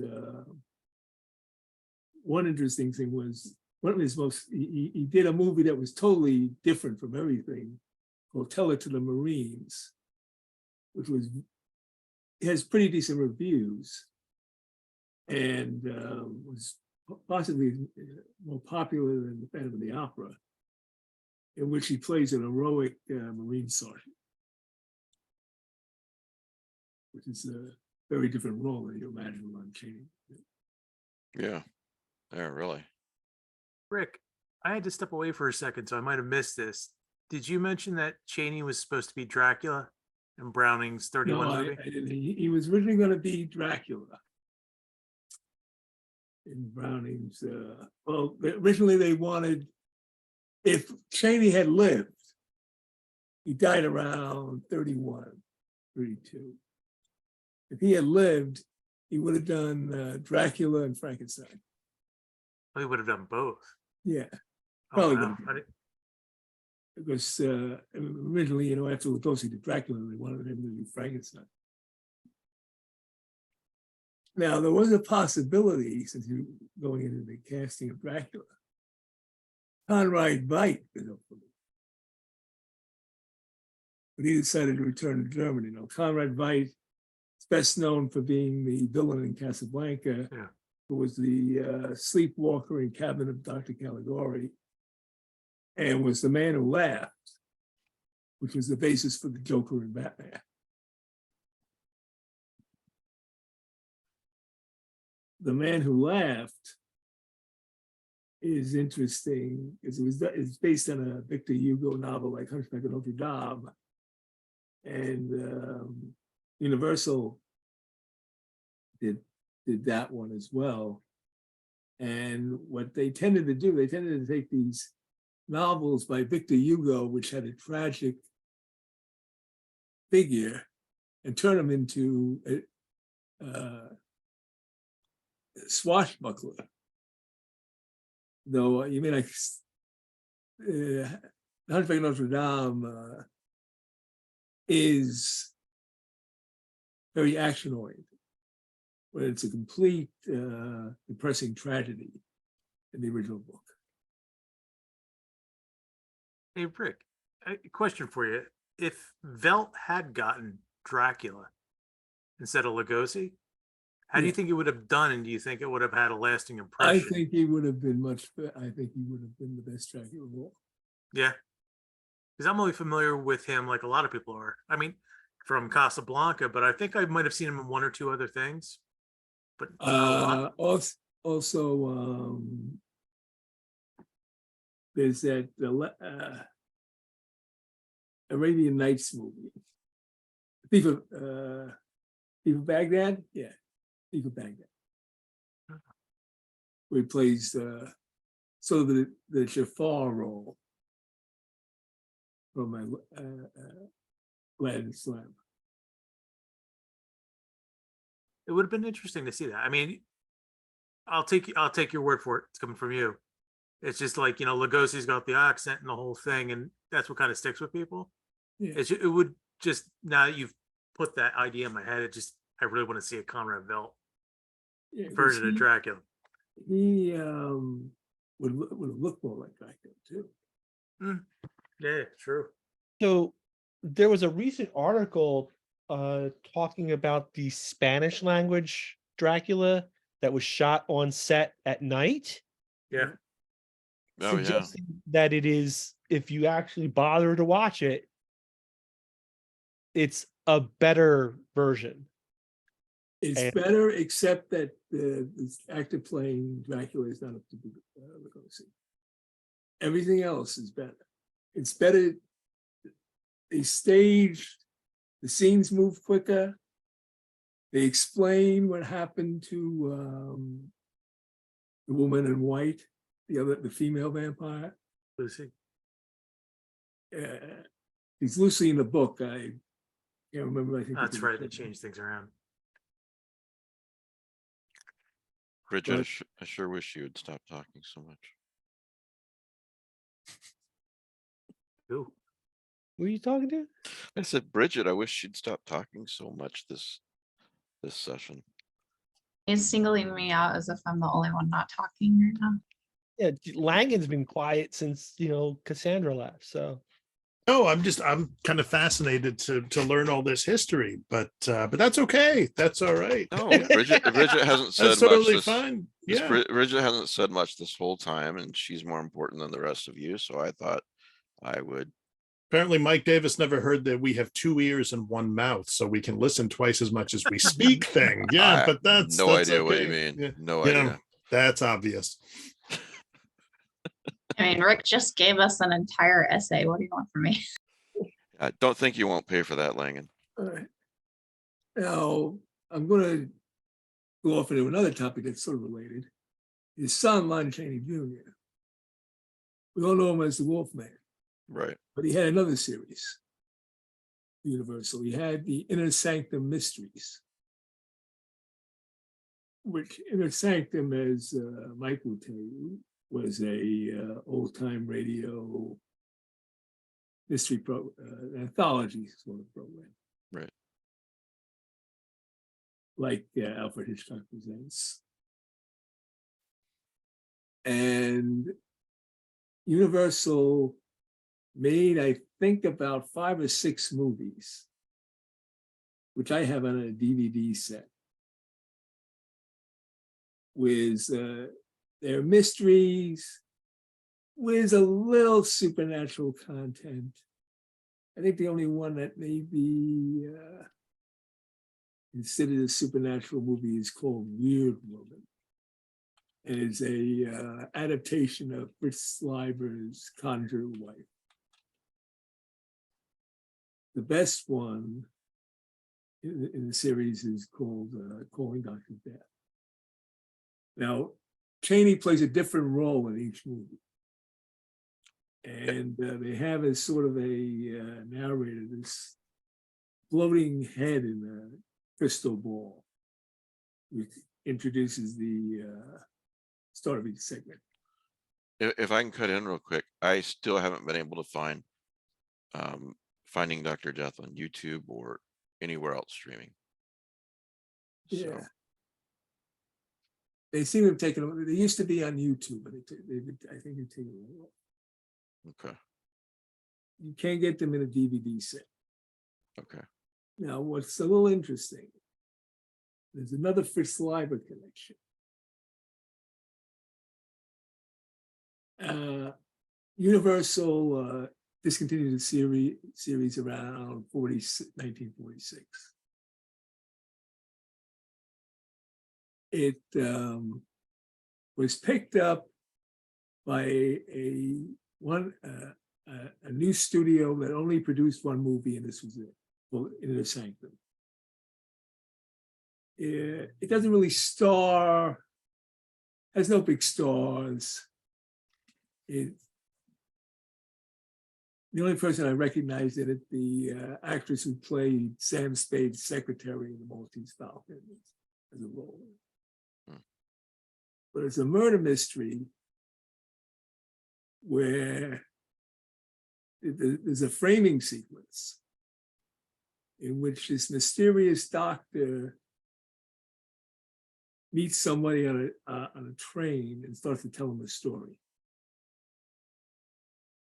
The doctor is played by Fritz Leiber Sr. Fritz Leiber's father was an actor. He's also in, he plays the composer Franz Liszt in the Claude Rains family. Well, if Pete ever saw Inner Sanctum, he would recognize it as being very similar to Dr. Terror's House of Horrors. In that had its framing sequence. As an aside, what kind of writer would write that kind of story, you know, with framing or with stories within a story, you know? What kind of sick individual would do that?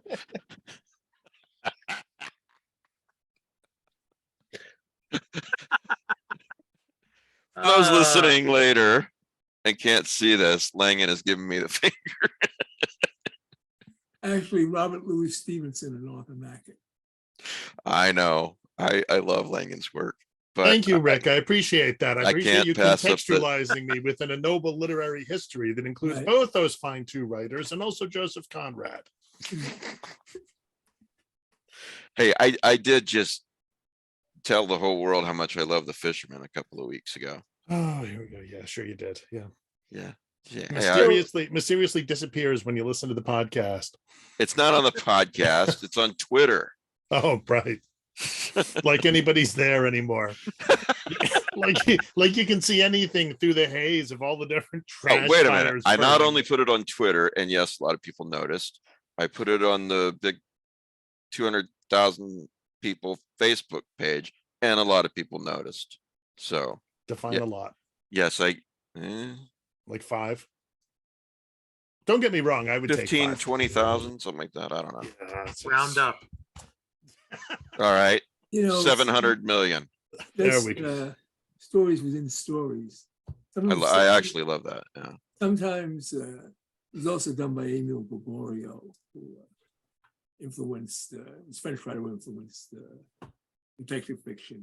It's mentioned in Doyle's Study in Scarlet. There you go.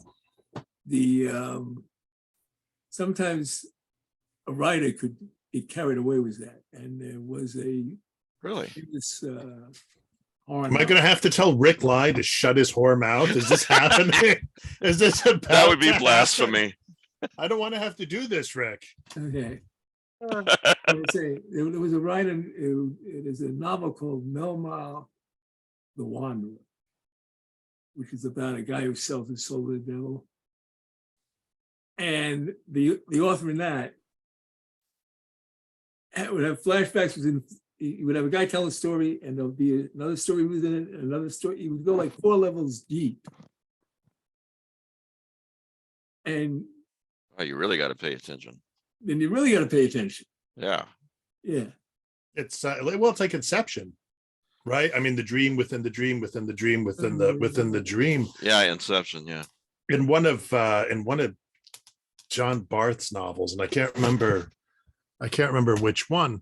Barth has his characters discussing like imagine you could have a story within a story within a story within a story, and the climax of the story in the middle would sort of like act as the climax for all the stories coming out, you know, from there, which is kind of an amazing technical challenge that I haven't quite worked out yet and may never. To answer your question, which I just showed on the screen as proof, it reached 28,899 people. You know, So far. Photoshop is a thing. Oh, for You know, fuck's sake. Yeah. You're welcome. I think thank you Photoshop is the is a word you're thing. looking for. Yeah. All right. Anyway, So, spinning off of what Rick said, we should do that. Yes. so Fritz Leiber, the writer, appears in the movie Equinox, Yeah. and Hal Clement, from what I understand, Hal Clement's real name was Harry Stubbs Jr., and Harry Stubbs was an actor, character actor, and so was his mother, and they appeared in like Hand of the Mummy, Frankenstein versus the Wolfman, all these various Universal films. And it would be fun to see if there was any overlap between the Leibers and the Clements. Well, the Stubbs. I'd love to. I'll have to do the research on that. It would be fun, but would it be Lamageddon fun? It would be better than Lamageddon fun. Oh, That's okay. a tall order you're throwing out there. Would it be Alpocalypse fun? That's the We don't know. We don't yet know. Will That the is- llama strike twice with Apocalypse? So Yes. the Apocalypse is sort of like the Schrodinger's cat of movie fun. It could be fun or it could be shite. I feel it's more like it could be shite or it could be shite. That's Oh, true. how about it could be shite or it could be fun shite? The only reason it exists is because of you and DeBronzo, Pete.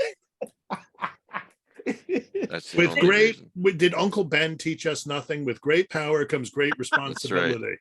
And you're on this show blathering about Lamageddon. What is And- what does Uncle Ben's rice have to do with anything here?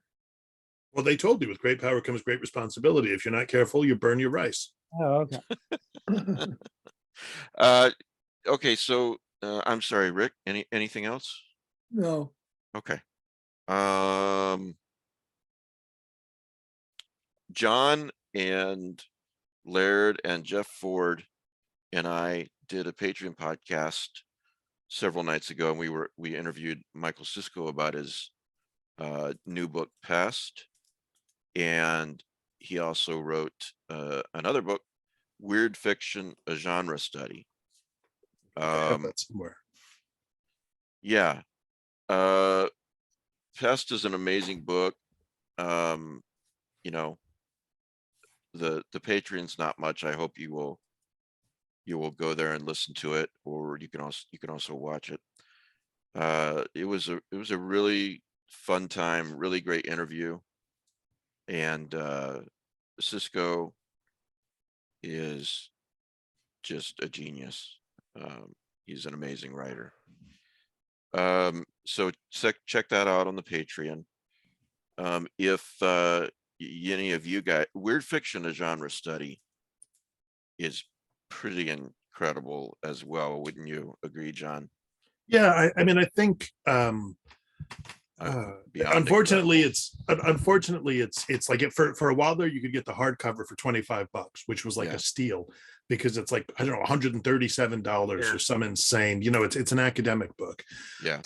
If you And it's follow like $87 to buy on Kindle, yeah. Yeah. I mean, you know, if you follow, Cisco said that if you follow him on Twitter, he'll follow you back, you know, and he'll send you a PDF of the book because he wants it to be read. Yeah, And I send guess send him a direct message on Twitter, he said. yeah, I guess the thing to say about it is that like the beginning of the book is really dense. It's a lot of like Cisco clearing out like kind of intellectual space for himself. So if you're really into Hegel and Kant and so on, by all means, that's, you know, that's for you. But I think it's okay to sort of skim that, skip ahead to what seems to be the real meat of the book, which is where he just goes through and he talks about all these different classic stories. Case And- studies, chapter 5, I believe. Yeah, and he's just like, you know what, if my theory is going to be any good, like I got to see how it plays out, you know, and so he just does all these brilliant descriptions and discussions of classic stories. And you know, he doesn't always, like, sometimes the theory fits really well, sometimes not as well, and he's pretty candid about that. He told us that there was stuff he had to cut from those case studies, and we were all in favor of some enterprising publisher bringing out, you know, a kind of an adjunct volume that would just, you know, 5 pages that sort of condenses the theory, and then those excised case studies and maybe some more as well, because that kind of discussion, yeah, that kind of He cut discussion's some hard to really come great by. ones. Yeah. That he had to I cut. I got a question then, because Yeah. some of us were not invited to participate for some reason. Oh, for fuck's sake. I invited all of you. You did not respond. Yeah, sure, Mike. Okay, so Wait, I did not. now wait a You're right, second. I didn't I'm invite making you. a point. I'm making a point here. All right. Okay, so there's a famous essay by Lovecraft where he surveyed the most prominent weird stories of his day and the most prominent authors and gave his opinions and analysis of their work, called The Supernatural Horror in Literature. Right. Now, what I'm going to ask is this a similar book by Mike Cisco, that this was his survey of the state of the field, or was he like trying to or was it something else he was getting at, story structuring, or was it themes, or what? I would say it's something else. It's his discussions of the stories are more detailed than Lovecraft's are. You know, Lovecraft will be like, oh, this is really cool. And then he moves on to the next thing, which is very much the way critical, you know, Chesterton does that. Chesterton, you know, writes this whole book about Robert Browning that manages really not to say anything about Robert Browning or anything too specific. So Cisco is a lot more specific in his discussion, but he's trying to figure out, like, is weird fiction a thing? I guess we would say horror fiction. But is it a thing? And if it is a thing, how does that thing work? And, you know, he basically, I mean, surprise, he concludes it is a thing, and that there were kind of 2 main strains of it. And there's one strain that's a more sort of conservative strain, I guess you would say, from a kind of narrative standpoint, where, you know, it identifies, like Stephen King used to say that, right? That horror fiction was inherently conservative because it identifies the monster and then destroys the monster.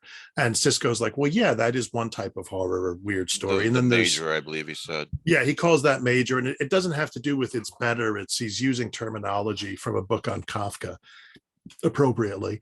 And then there's this, what he calls the minor strain, which is like, no, let's get weird. As Michael Keaton says, you want to get nuts, let's get nuts. And so I know that movie's going to be terrible, but God, I can't wait to see it. Yeah, So he's like, you know, that there were weird stories that do all kinds of other weirder things. They don't kind of close down at the end where the enemy has been defeated and okay, we're back to normality. They open up in weird kinds of ways. And then he goes through and yeah, discusses a bunch of stuff. So it's a kind of a mix of the two. I think what I like about it is sometimes when you read books like this, like all the stories are just there to demonstrate how I was right about my theory about whatever this is, you know. And Cisco's a more kind of nuanced and also I think honest critic who's like, yeah, sometimes it fits, sometimes it doesn't, but what are you going to do? And so you get a lot of really interesting discussion in the meantime. One of the things that we talked about was that Cisco felt that the term weird fiction has almost become meaningless in some ways, that it means, if it means everything, then it means nothing. Yeah, Ford was on about that too, that it's Yeah. like, Yes, you Jeff, know, I'm sorry.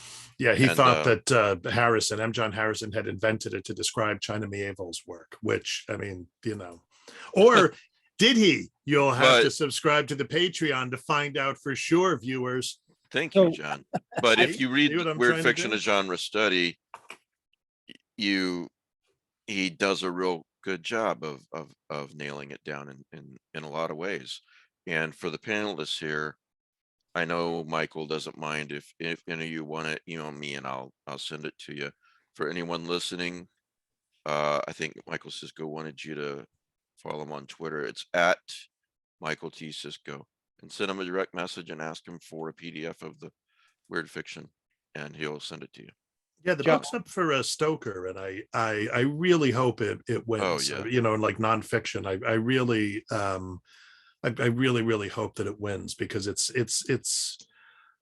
important, but not in a like stuffy kind of way. It's important in like, here's this kind of lunatic who's like, we got to talk about this, and you're like, okay, and then you know you wind up getting all these crazy insights. Did you, John, have you ever read like, well, are you familiar with The Golden Bough by Fraser? Yeah. All right. So it first comes out as one volume. And then it's like, oh, well, I got more to say. So it came out as 2 volumes. And then a couple years, it's like, oh, here's the 3 volume. Here's everything I really want to say about about this whole subject. And then like 5 years later, it's 12 volumes. It's true. And then it was condensed back into 1 volume. I think Right. I have like a Wordsworth Classic edition that's just Right. like 1 volume, and it's still like tiny print, you know. Right. It's And it's super dense to read, right? But imagine you're like trying to wade through the 12. But is this Cisco's 12, opening? opening. That would be kind of cool. It would be cool to think that I would love to see at least one more book. Like I would, because he was telling us, oh, I had to leave out this and I had to leave out that. We were like, holy cow. And he was like, yeah, it's still like, I still have it. I just had it. The publisher was like, I just want you to cut this. We don't have Yeah, enough the space. case studies specifically. Yeah. And that's really one of the really most enjoyable parts of this book is the case studies. And then as you said, John, he's talking about case studies that he had to leave out. Yeah. And it's, I mean, the book, I guess, in some ways, I see this book as it's like a hybrid, right? Like he's trying to make an argument to the sort of the dyed-in-the-wool academics. And he's trying to say, okay, philosophically, here's how this stuff works, and kind of like philosophically to a certain extent, aesthetically. And then the second part, which I think is the part that a lot of people would really enjoy reading is, and not that you won't enjoy reading the first, but you know what I mean? I mean, some Yeah. people, they get off on philosophy. Other people are like, ugh. But the second part is where he's really like, hey, let's talk about some of these stories. And there's a kind of openness about the way that he does it, and a kind of nuance about the way that he does it. I don't always agree with him, but like it's all provocative stuff. But isn't that the point?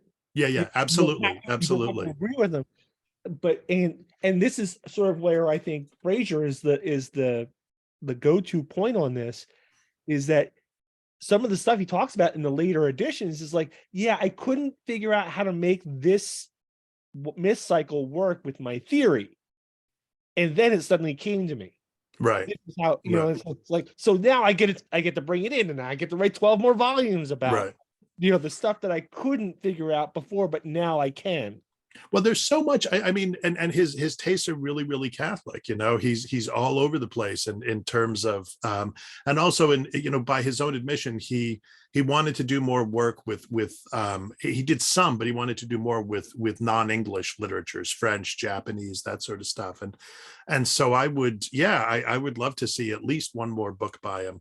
I could imagine two, where he just hits some of the biggies. You know, these are not like 50-page discussions. They're like a couple of pages. So they really, yeah, there you go.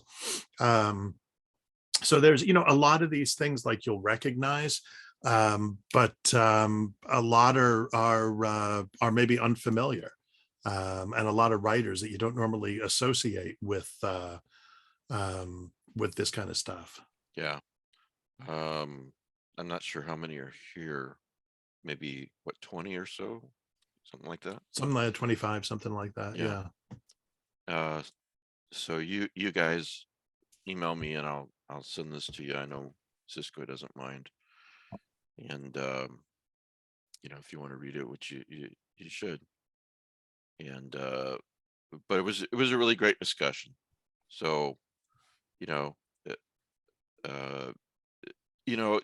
just to be real blunt, I and you guys, the easing, we support and we promote a lot of writers, and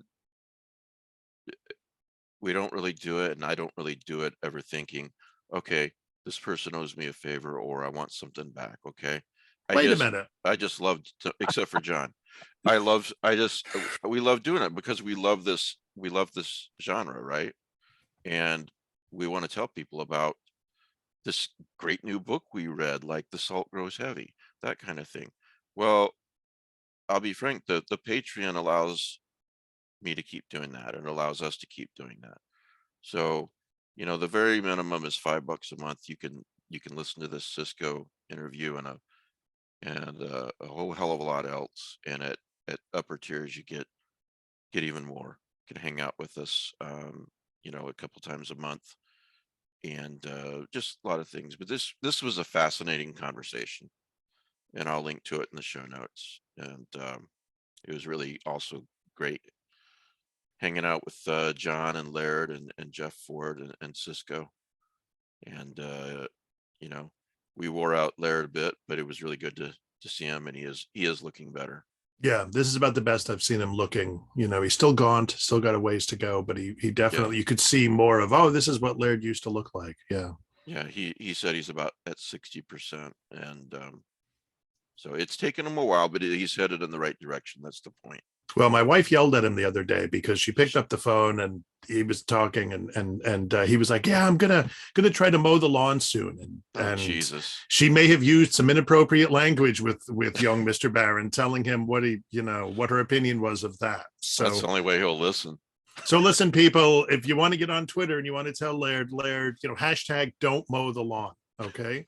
The hashtag. I think everybody should do that. We should totally do that. Laird, don't mow the lawn. And also, let's do it for Cisco, Yak Life. It's we agreed that Yak Life, the same way. I want a Yak Life t-shirt. Greg Green made those, you know, Jade is my final girl shirts. We need Yak Life shirts. I think Yak does have to be all caps. I wasn't sure about it, but I think does it has to. I feel like it does. It's like design wise. I feel like Yak has to be. Well, you know, John, it's the Yak Life for me. Well, you know, Phi Fiddle DD. A Yak Life for me. The Yak Life Yak Life chose me. Right. That's right. That's right. Yeah. Please go buy, in addition to The Salt Grows Heavy, please go buy Michael Cisco's latest book, Pest. Okay. Yeah, it's called Pest. Which it's has not, a yak. It's not called Yak Life, but maybe it should be. which does have a yak orgy in it. So if that doesn't wait. If that running season, baby. If that doesn't sell you on it, then I mean, come on. By the way, are they Mongolian yaks?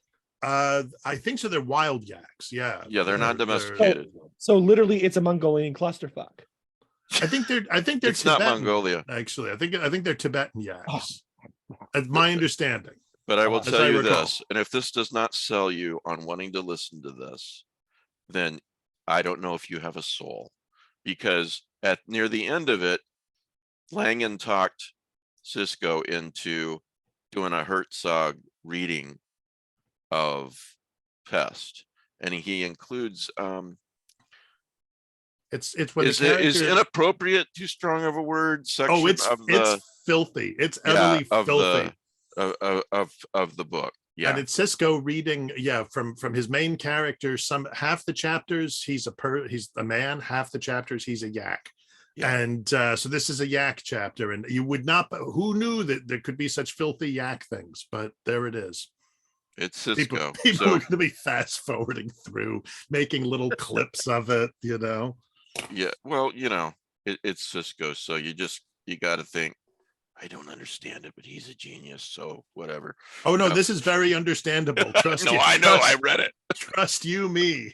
But the fact that you actually talked him into one more time into doing the Herzog impression. There of were a couple of Pest. moments I saw you. We were both had to mute because I Oh, could yeah. see you convulsing with laughter. Yeah, I had to mute. Do So- you guys remember in High Fidelity where he's sitting there? It's like, I'm a smart guy. I've read books. I read 100 Years of Solitude. I think I understood it. It's about chicks, right? That was about the size of it. Yeah. So yeah, it was a fascinating conversation. Oh wait, I want to make a last minute movie recommendation. I know we're running late. Yeah, Running no, long, please but go ahead. so the guy who did the Troll movie, the recent Troll movie, Okay. made a movie called Viking. It's translated Viking Werewolf. I've seen Although, have you seen it? It was Yeah. really good. It Really? was. Really? It's called Viking Werewolf. It's called Viking Werewolf. The actual Norse title or whatever, I don't know, or Swedish, whatever, was something like Viking Ulven or something, which sounds a lot more. That's a much cooler word. But it's in some ways it's a classic story of someone getting bitten by a werewolf, and you know how those things go. Yeah. But it's just done really, really well. Having seen the second film from these guys now, I'm really, really impressed with what they're doing. I'm really looking forward to what they get up to So next. you said this is same people who did Troll, you said? Who did Troll? Yeah. Okay. Is All it right, on so- Netflix? Yeah, Yeah, it's on Netflix. Yeah. Okay. So, John, the other night I took my girls and my wife to see a movie they had never seen in theaters before, the original Halloween. Nice. Oh, nice. in theaters. Nice. Yeah. There's a local place called Shaka, local thing called Shakarama, and every month they do a big movie. Next month they're doing The Invisible Man. But in the conversation that I'm having with my kid, my 15-year-old kid, she says to me, "Yeah, I watched Men the other day, and I really was put off." And I'm like, Jesus fucking Christ! Wow, that's an education. I don't get that movie. Really don't. And I'm like, That's because you're a man. yeah. Guess so. I'm sorry. I'm just like, You're probably right. we're gonna have to start talking about boundaries. You know? It makes you wonder what kind of father that kid has. Oh, I tell you, nothing good. And especially in Ron DeSantis's Florida, you want to be Yeah. careful. That a guy like that could get locked up. Yeah. Oh yeah. You know, Locked in Disneyland. Yeah. Pete, Pitchforks and torches.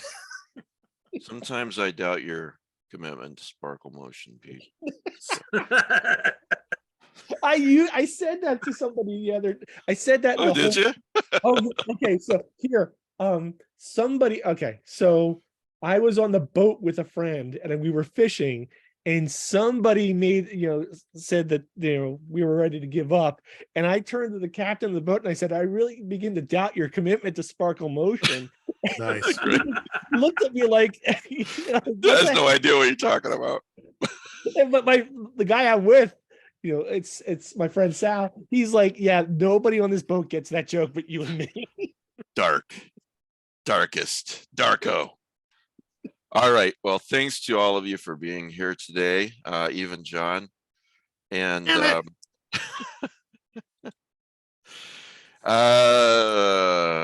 I hope everybody knows that I love the hell out of John and I love his work and I love all you guys. It's really great to be back in the saddle. I was talking to somebody the other day and they asked me, why does Mike makes fun of you so much? And I'm like, You or "What? John? Me? Oh, Just the way it is." somebody asked you why I make fun of you so much? Yeah. They didn't ask why you make fun of me so much? No, because I don't. You know? Because I just have pity for you mostly. What did you say? Who was this? It was Larry.